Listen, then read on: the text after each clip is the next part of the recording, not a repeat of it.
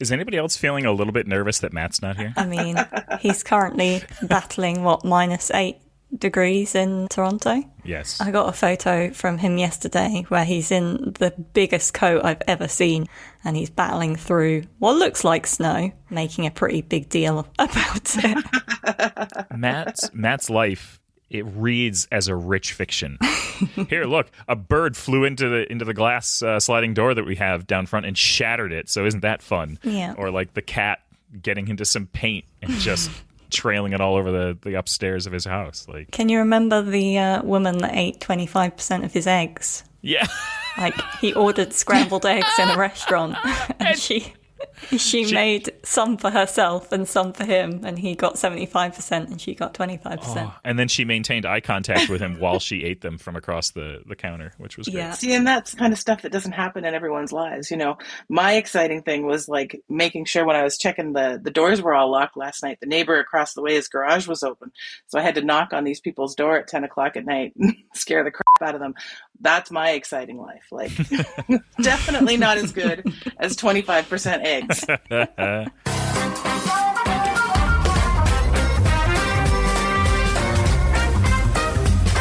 So we've gotten some reviews since the show where we called out our 1-star review. And this one, I think, was perfect. The title says, funny, not memorable, 5 stars. Love the silly nonsense and delightful banter.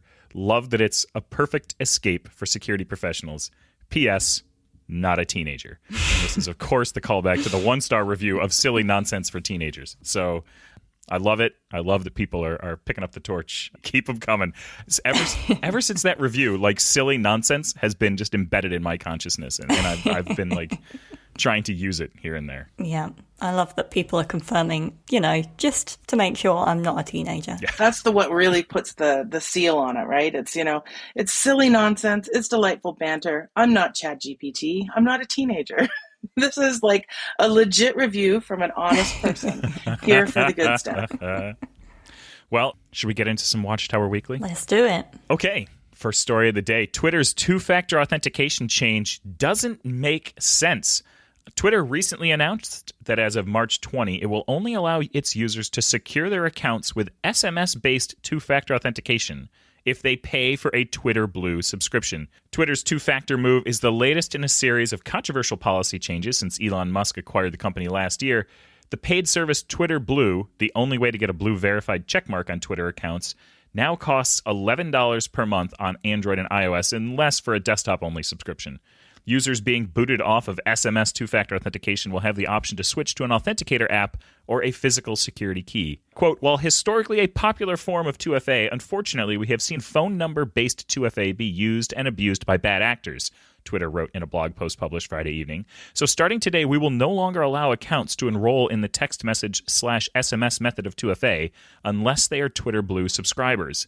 In a July 2022 report about account security, Twitter said that only 2.6% of its active users have any type of 2-factor authentication enabled. Of those users, nearly 75% were using the SMS version, almost 29% were using authenticator apps, and less than 1% had added a physical authentication key. That editorial does not surprise me whatsoever.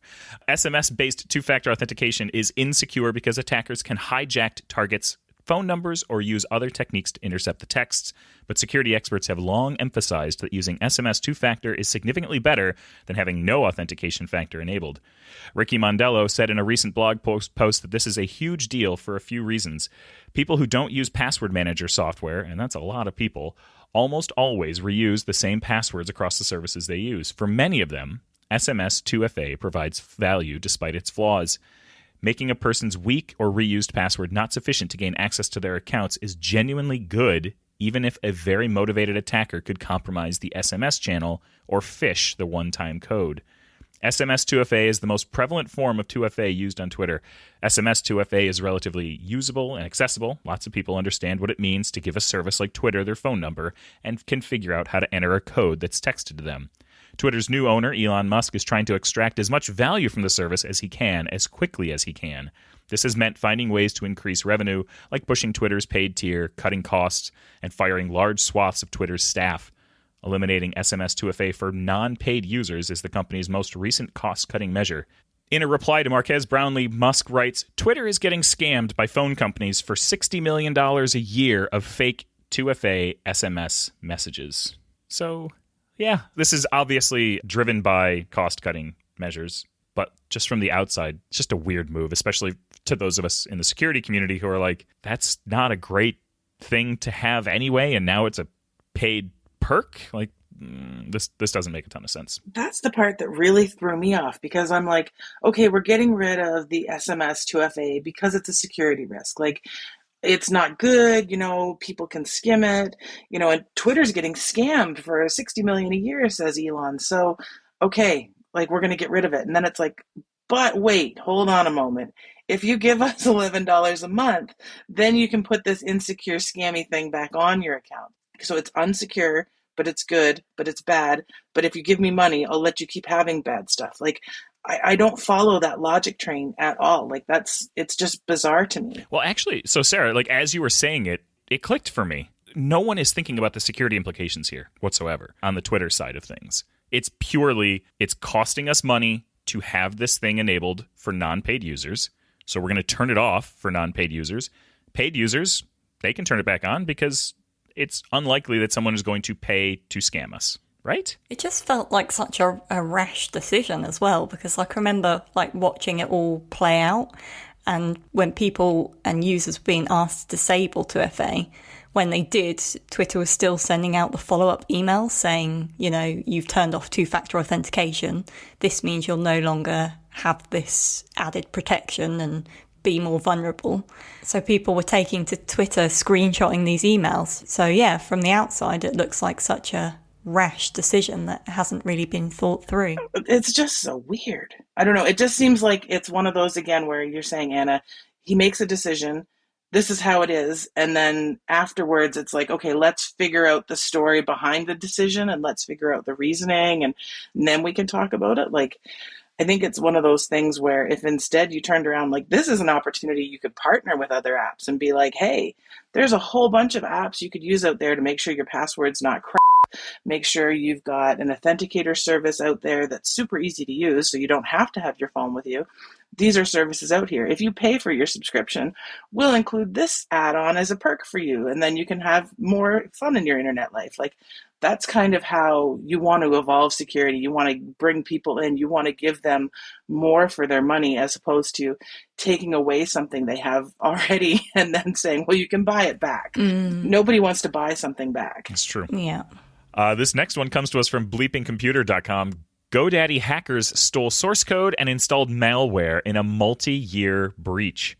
Web hosting giant GoDaddy says it suffered a breach where unknown attackers have stolen source code and installed malware on its servers after breaching its cPanel shared hosting environment in a multi-year attack. While GoDaddy discovered the security breach following customer reports in early December 2022 that their sites were being used to redirect to random domains, the attackers had access to the company's network for multiple years.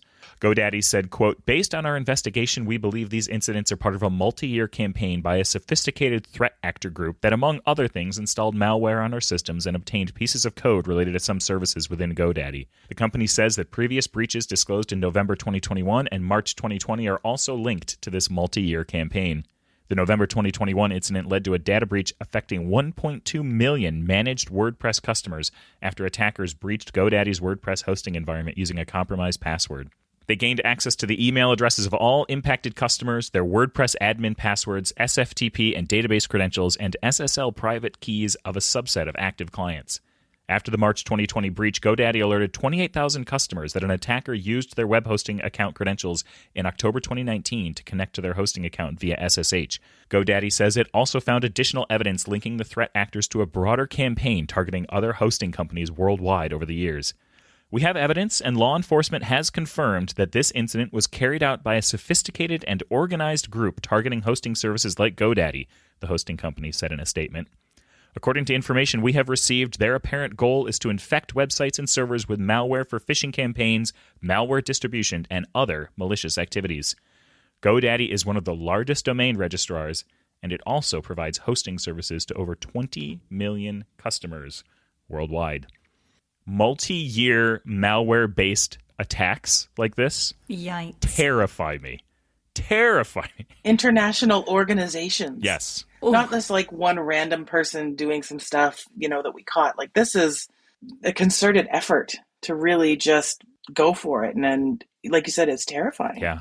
It's very reminiscent of what we learned this week coming out of the LastPass breach, where it was a time period that spanned, in this case, months, but then ultimately ended up being a very targeted attack against someone with privileges that gave them access to basically all of the company infrastructure and then all of customer data beyond that. And that stuff is just, it's really scary to read that stuff. I think the scary part for me is they alerted the 28,000 customers. I'm thinking, okay, 28,000 customers, okay.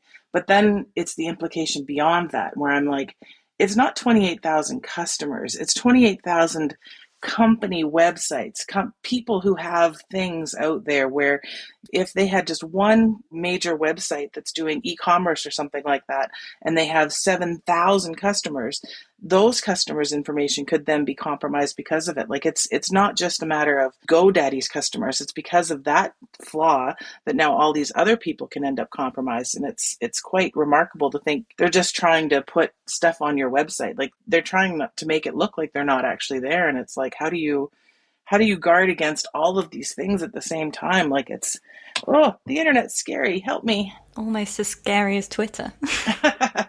The piece of this that, like, as a company that is purveyors of fine security software, that like gives me comfort if this were to come to our doorstep, is just the fact that, like, we don't have access to the data. We have no way to access the data that exists in our customers' vaults. Like, the information that they've stored in 1Password is theirs. It is secured with data or information only they can get access to. So, like, that aspect is totally walled off from us as a company. And that part is like, that's the comfort that I get from this stuff. Most definitely. All right, this next story takes us over to Gizmodo.com. Oakland declared a state of emergency after a ransomware attack. A week after a ransomware attack struck the city of Oakland, local officials declared a state of emergency. The California city's network issues hampered city services and operations. The Office of City Administrator G. Harold Duffy released an official statement in which Duffy asked residents for, quote, patience and understanding as the government works to get its systems back online. Duffy said, quote, the city of Oakland continues to work around the clock to implement recovery plans that will restore impacted systems as quickly and as securely as possible. The network outage has impacted many non-emergency systems, including our ability to collect payments, process reports, and issue permits and licenses. As a result, some of our buildings are closed. We encourage the public to email the service counters they want to visit before coming to city buildings. It is unknown which cybercriminal group is behind the attack. City officials haven't said whether a ransom demand has been made or if they've entered into negotiations with the hackers. Early reports of the attack said that it had downed computers at all of the city's public libraries. At the time of recording, Oakland's crippling ransomware attack is now in its third week.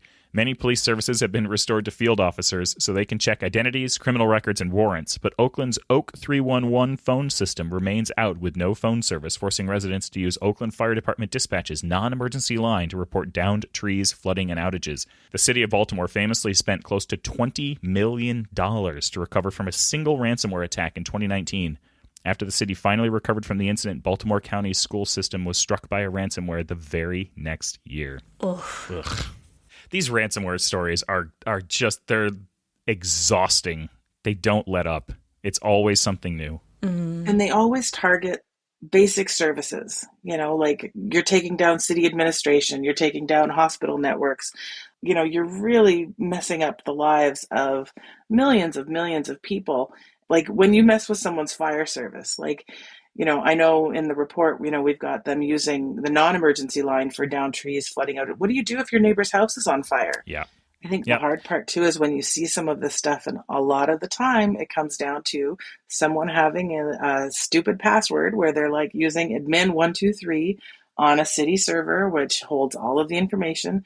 And it's just that easy. And it's like, come on, guys, like, if you protect yourself, then you can protect everyone. And it's like, having better policies and better practices and all that kind of stuff, it's a great idea. But unless you're actually making sure people are doing it right, you open the door for so much not good to happen in your community. And it seems to be happening way more prevalently. It's also like that moral conundrum of, Do we pay? Do we not pay? Do we, pay to get everything recovered quickly? Or do we fund cybercrime, basically? Oh, yeah. That balance of just foot the bill here and be done with this. But then also sort of the fear that if you do pay it, do they actually peel back the attack? Or is it are you going to be totally hosed anyway? It's terrible situation to be in. Yeah, there's something to be said, what you were saying about the moral side of it too, Anna, where it's, I don't want to spend, like Baltimore, $20 million to get my stuff back. You shouldn't have to do that. But then how much is it costing you every day by not having your things open? Mm-hmm. Every day you've got,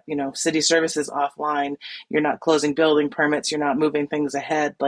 How much money is that costing the city and all of that kind of stuff, not only on the day-to-day immediate operations, but long-term impact. So, it's one of those deal with the devil kind of situations where it's I guess I will pay the money because then I can have my stuff back. But then, how do I make sure this never happens again? And how do I learn, if I'm Los Angeles and I'm looking at Oakland here, I'm how do we make sure this doesn't happen to us? Let's look at all the municipalities around us and say, okay, if this happens to them, it happens to us. It's happening everywhere, not just in big cities, it's in small cities. And it really, really throws a wrench in everyday life. Yeah. Agreed. I feel like there's no guidebook on how to deal with ransomware, where it strikes. I'm envisioning a new TV show where it's SWAT 911.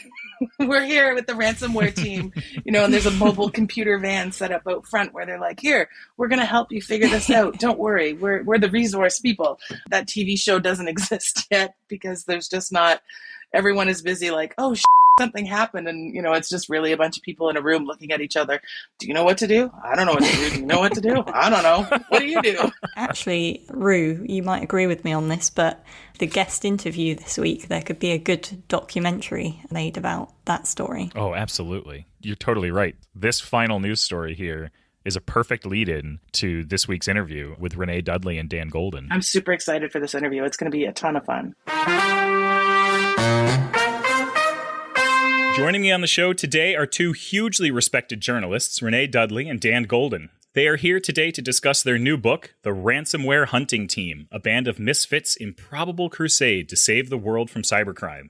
This is an incredible, real-life technological thriller about a team of eccentric misfits taking on the biggest cybersecurity threats of our time. It's got rave reviews, and I'm excited to dive deeper into the book today. It's great to have both of you here with me. How are you doing, and how does your launch go? Doing great. Yeah, thanks for having us here. So far, so good. I was just spreading the word that the book was named an Amazon Editor's Pick for Best Nonfiction this month, so we're very excited. Yes, I saw that. It's been out since the 25th of October. Dan, how have you been keeping up with all the fame and the fandom that has come from releasing a new book? Well, it's been very enjoyable. We had 3 different launch parties, one in New York, one in Boston, one in Washington, D.C. So That was all great. It's a nice excuse to see old friends. And I've gotten a lot of nice feedback from people who've already read it and are recommending it to others. And, the New York Times called it brilliant, which was a nice thing for a reviewer to say. And it's been, pure enjoyment so far. Oh, that's awesome. And it's given us a chance to spread the word about this hunting team and the feats that it accomplishes, and to bring some attention to a very little known but important group of people who, labor with no compensation to protect all of us. So that's been gratifying as well. Yeah, I bet. Wow. So, Renee, can you give us a little bit of background about how you and Dan came together and how you decided to write this book and why it's important to write now? Sure. So we're both at ProPublica. Dan was my editor back in 2018 when I first started at ProPublica. And we decided that we were interested in delving into ransomware. I'd been hearing from chief information security officers at, big publicly traded companies that this was a growing threat. Of course, this was before ransomware was in the news every day. And so we decided to dive in, and Dan insisted that there must be some U.S. connection to this whole world beyond the fact that so many victims are located here. So I dove in and found that very quickly, everybody connected to this world was recommending that I talk to a guy named Demon Slave 335, who turns out to be Michael Gillespie, who would later become the hero of our book. But at the time, Of course, I'd never heard of him, and I tracked him down, and he wasn't too interested in talking at first, but I started talking to some of his other, collaborators and learned that he's a part of this global team of about a dozen people across 7 countries who work to crack ransomware. So ransomware locks victims' files and demands a ransom payment in exchange for a key to unlock those files. But Michael and his ransomware hunting team across the globe find vulnerabilities in different strains of ransomware and are able to help victims get their files back without having to pay hackers. And so as time goes on, I ultimately interviewed Michael and a couple members of the team. They were extremely helpful. But at a certain point, I thought it would be a good idea to go visit Michael in person because he was so helpful and I thought he had more to share. It's always nice to see sources in person. And I went to go visit him at his home in rural Illinois, and he greets me from his front porch swing. He's very modest. He's in this home that needs a lot of work in this working class neighborhood. He's just an unassuming guy. And we started talking ransomware and, went on. He got more comfortable and he started for the first time sharing more about his personal life. I'd learned that he just overcame cancer. He's only 28 years old. I learned that he's struggling to make ends meet. He has to switch off his electric 1 month so he can pay the water and then pay the water the next month and switch off the electric because they just don't have enough money, surrendered a car to a bank. And what was so striking is that all of this is happening in the background as he's saving truly dozens and dozens of people every day from paying hackers without charging them a cent. And he would be opening up his Twitter to 40 DMs every time he looked, every half hour or so. And it was so striking to me that he was doing all of that for free at what appeared to be this great personal expense, sought no fame, no glory, no compensation whatsoever. And he's the best in the world at what he does, but he's just this guy on his own. He's got no assistant. He's got no handlers. He's just doing this, on his own with the help of this global team. We don't do many profiles at ProPublica, but I was so blown away by Michael and his work and his circumstances that I called Dan and I said, this guy's really interesting. I think we've got a pretty good profile here.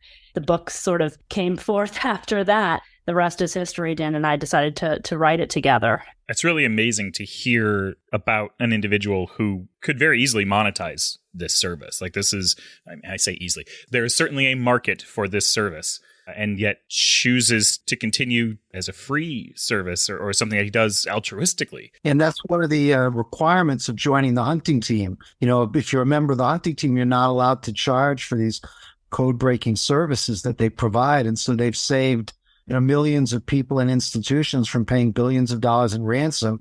But one of the binding parts of their sort of contract with each other is that they don't charge anybody. Wow. That's unbelievable. So Dan, this is not your first book that you've put out in the world. Can you tell me a little bit about the process of taking something that sounds like it almost could have started as a news story and you shaped it out into a book? Like, what does that process look like? Well, it takes a lot of reporting and a lot of thinking and conceptualizing. And in this case, we were very lucky because we really had 2 compelling stories, right?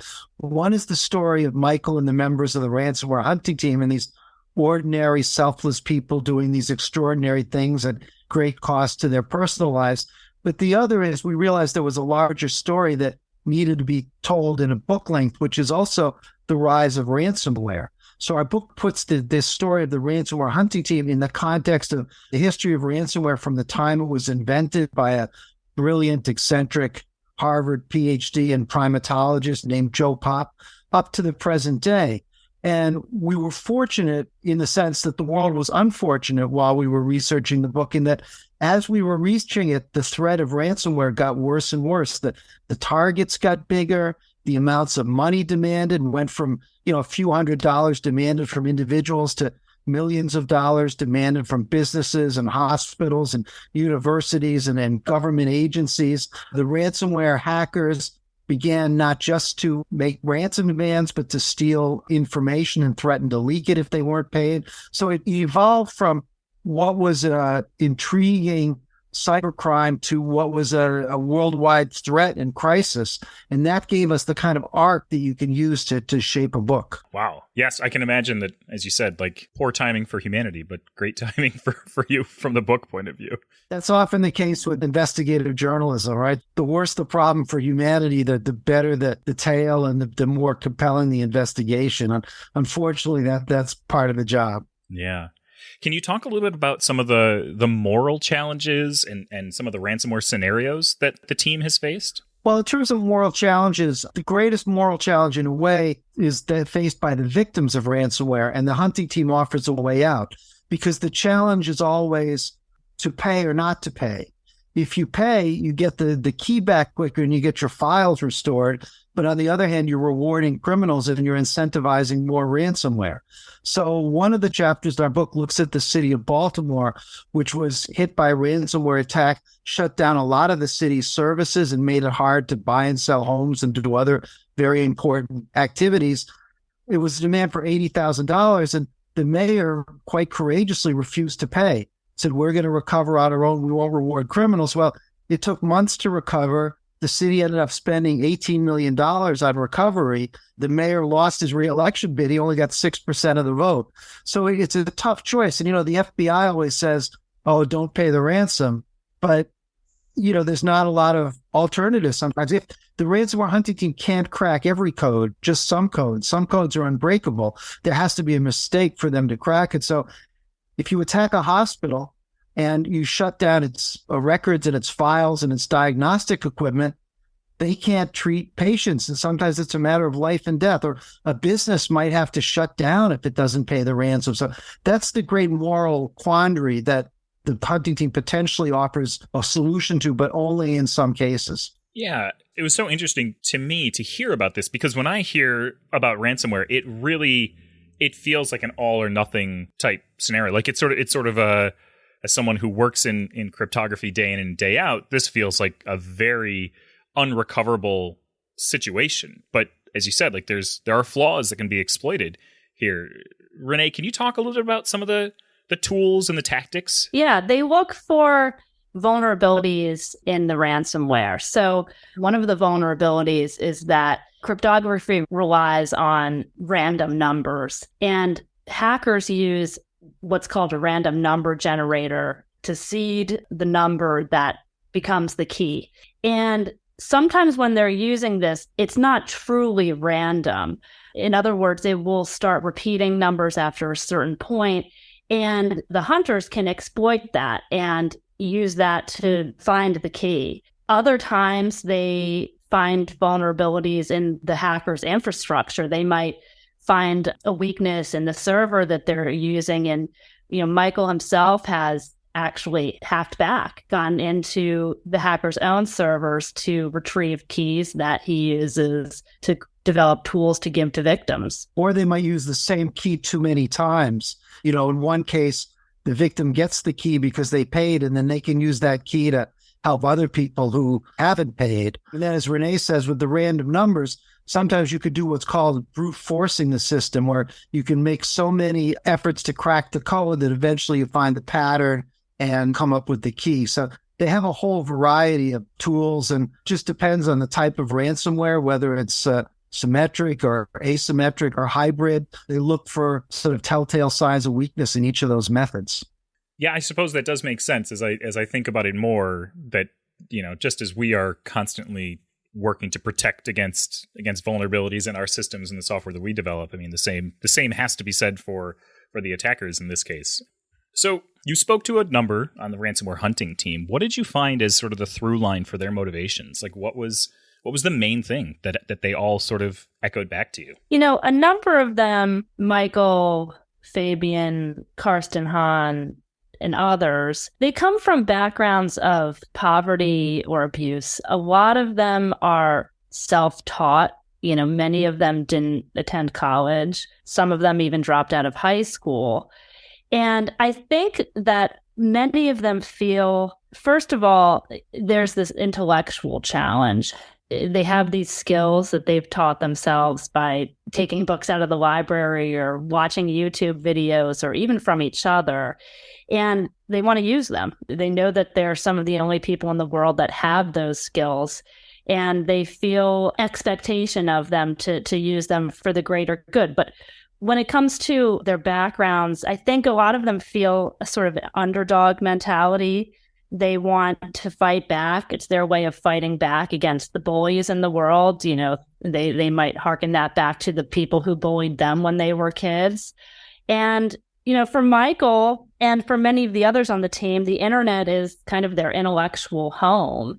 And Michael, for one, he doesn't want bad guys on his turf. And this is his way of policing the place where he spends so much of his day.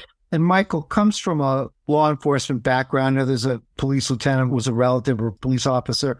And when he was a kid, his parents used to take him to see this Superman statue that's a tourist attraction in his part of Illinois. You know, this part of them, I think their minds, it's a fantasy of being a superhero, saving the world. That's part of what motivates them, I think. You mentioned, Michael, having a law enforcement background. In the book, you call out that this team is helping people where government, FBI, law enforcement either can't or won't. Why is that? Like Dan mentioned earlier, the FBI tells people not to pay.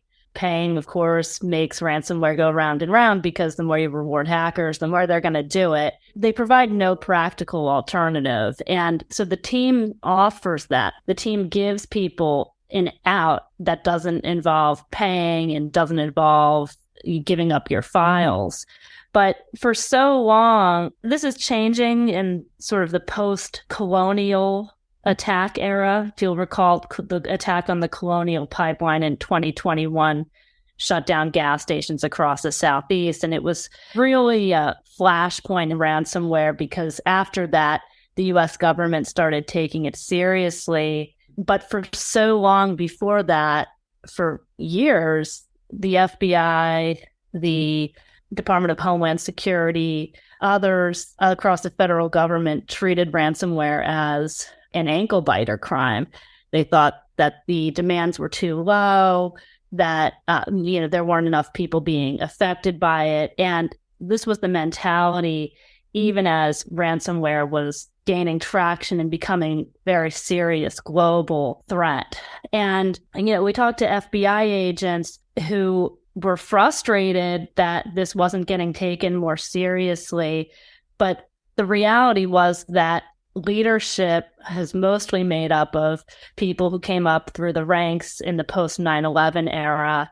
And they were so focused on physical security rather than cybersecurity. And the cyber division was mostly viewed as, in their words, the geek squad. And the cyber division just couldn't get traction on the issues that they thought were important, like ransomware.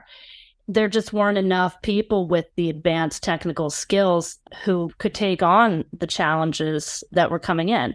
People who were talented were leaving. So the hunting team really filled this void. And thankfully, now that ransomware is seen as more the global threat that it is, the Bureau is cooperating more and more with members of the hunting team and other private researchers. They're doing things like taking tips on where hacker servers are located in hopes of taking them down. And they're sharing with victims details of whether a fix is available. The hunting team for so long has been coming up with these free decryptors for certain strains. And now finally, the FBI is telling victims when those tools are available. It's got to be heartbreaking to be on the receiving end of this.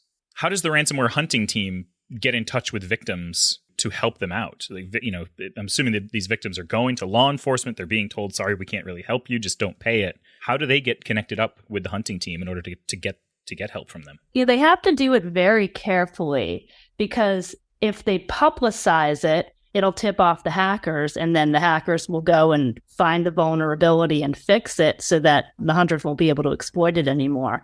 So what they do is there's a site that you're probably familiar with called Bleeping Computer. It's a hub for everything related to ransomware, where victims, law enforcement, hackers, the whole ransomware world converges.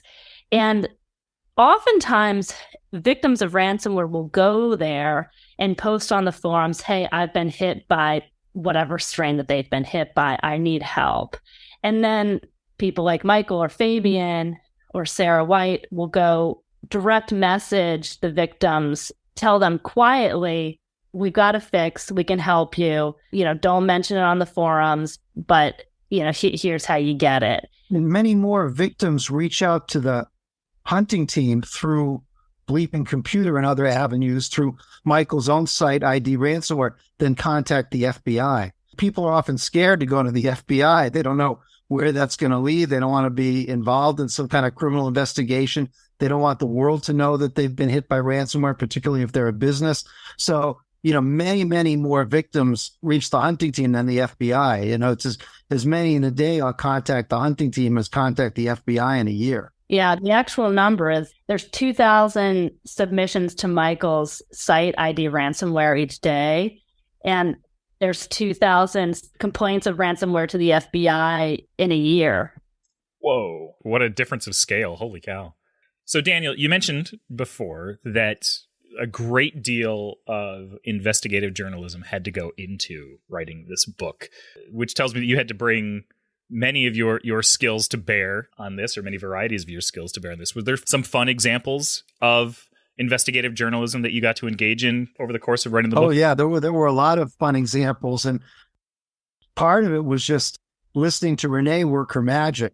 She is an unbelievably curious and patient reporter. But I had a lot of fun, too, particularly researching the history of the man I mentioned, Joe Pop, who invented ransomware. After his ransomware period was over, after he was disgraced by that, he gave up ransomware and he started with his girlfriend a butterfly conservatory in upstate New York. It's named after him, the Joseph Pop Butterfly Conservatory. And so I went there. His girlfriend agreed to talk with me, and she showed me this sort of plaque they had inscribed to him. And it was, to Joe Pop, brilliant scientist and genius and visionary. It mentioned everything great about him, but it never mentioned that he invented ransomware. So that was a fun little find. And then there was just a lot of other investigative efforts of finding people to talk to. And Renee, penetrated the FBI and talked to all these people who know about that. And that was a very impressive thing that she could probably speak to. We were reporting even after the manuscript was in. Just new details from members of the team were just constantly coming in. You think you know everything you can about a person, and then they drop something that you never expected to hear. And one thing I can remember, and this had to be, with the minutes before we turned the manuscript in, but the hunting team member, Daniel Gallagher, his expertise on the team is tracing down hackers and finding literally, their names, where they live, the whole thing. He lets on that he's got something called grapheme color synesthesia, which you may have heard of famous musicians having, famous scientists. It's when you see numbers or letters as colors. And he uses this to home in on IP addresses and big long strings of text. He recalled having it out for some hacker, and his name looked like fall colors because the letters were yellows and reds and oranges to him. And it was such an exciting little detail that I was shocked he hadn't mentioned before. And just uncovering little things like that along the way that make the book interesting it's so rewarding and exciting when it happens. And Dan and I both get really excited when we uncover those kinds of details, and the whole process was just a blast. That's awesome. How has your viewpoint been affected by the authorship of this book and knowing that there is a group of people out there who are fighting the good fight? How has your outlook been affected on cybercrime and ransomware in particular? I'm so impressed by the members of this team. They're all just ordinary people. They have regular jobs. They work in IT and cybersecurity. Some of them have families. They're just living their lives, but doing these completely extraordinary things on the side. Many of their own families don't know the extent of how much they've helped humanity. Millions of victims have saved billions of dollars. And it's really unbelievable to how much that they've been able to accomplish since they banded together in 2016. Ransomware itself is horrible and, death and destruction, and the problem just keeps getting worse. It's reassuring to us to know that there are these unlikely heroes doing this amazing work out there. Yeah, I would say it's uplifting, but it's also reinforced for me how scary the cybercrime threat can be, particularly as the cyber groups now, the ransomware groups, are increasingly pairing up with foreign governments like the Putin regime and acting under state sponsorship. I have a number of friends who've read it, and they said, we're so impressed by the hunting team, but also we're scared to death by ransomware. And, I think a lot of people probably will have that dual reaction. Yeah, I can certainly sympathize with that. All right, last question. Where can people go to find out more about the book and about yourselves? Well, they could certainly find the book on Amazon and all other book-selling sites, or I would hope their local bookstore. They shouldn't have any trouble finding it available, as they say, wherever books are sold. Excellent. The book is The Ransomware Hunting Team, a band of misfits' improbable crusade to save the world from cybercrime. Dan, Renee, thank you so much for joining me today. Take care. Thanks for having us, Michael. It was a lot of fun. Take care. Okay, are we ready for rapid-fire security questions? As ready as I'm going to be. Yeah, I was going to say as ready as we ever are, Anna. Dear God. Okay, so this is the game where we rapidly fire security questions at each other to achieve some random but memorable wrong answers. And we get 60 seconds on the clock. Okay, Rue, are you ready? Oh, I don't know. We'll see. Okay, what's the best gift you've ever received? A flaming pile of poo on my doorstep. What's your earliest childhood memory? A very, very bright light. Who's your favourite superhero? Oh, it's Electrical Man. What goes into your favourite cocktail? My mouth. I don't know how to take that. What's your go-to workout song? It's Friday by Rebecca Black. Excellent. What was a defining moment in your career? That time that I jumped off of the Empire State Building with nothing but a small hang glider. Name a book that changed your life. Oh my God. One fish, two fish, red fish, blue fish. Okay, time's up. All right. I will find my space on the wall to stare at. You can do it. Are we ready? I'm going to try. Okay. No. What was the last thing you purchased online? Bananas. What was your favourite childhood movie? E.T. What's your go-to takeaway order? Fish and chips. This is horrible. I'm so bad at these questions. Name your favourite animal. Gorilla. What was the first video game you ever played? One fish, two fish, red fish, blue fish. In what city or town did your parents meet? Mars. What was the first exam you failed?